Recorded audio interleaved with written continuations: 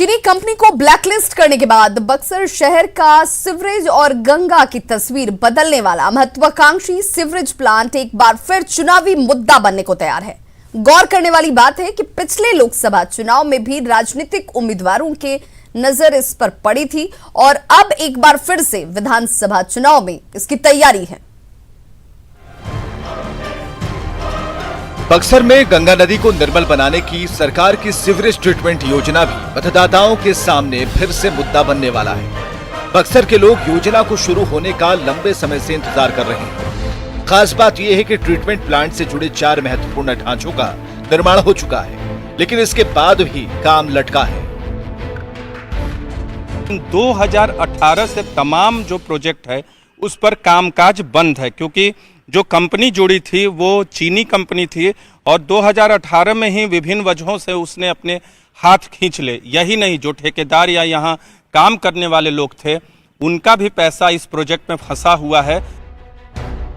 दरअसल 2011 में सरकार ने बक्सर में सीवरेज योजना को मंजूरी दी थी। 2014 में योजना को पूरा होना था।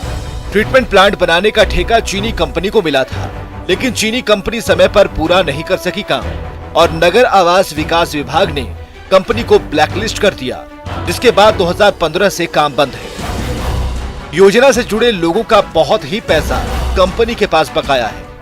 सुपरवाइजर के तौर पे काम कर रहा था और ये चाइना की कंपनी सीवरेज ट्रीटमेंट प्लांट बनाने के लिए आई थी, जिसका नाम ट्राइटेक विजन इंफ्रास्ट्रक्चर कंपनी था, जो यहाँ पे काम कर रही थी, लेकिन ये काम पूरा नहीं हो पाया।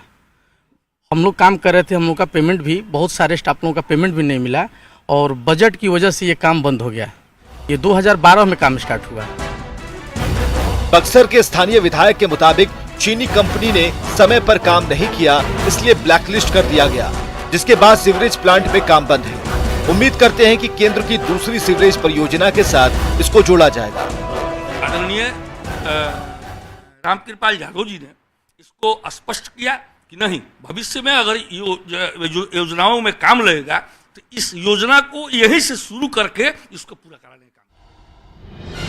चीन की कंपनी ने बक्सर समेत 3 शहरों के सीवरेज प्लांट का काम किया था। तीनों ही शहरों में कामकाज बंद है। न्यूज़ 18 नेटवर्क के लिए बक्सर से नीरज कुमार की रिपोर्ट। तो खबरों का सिलसिला लगातार जारी, आप देखते रहिए न्यूज़ 18 बिहार झारखंड।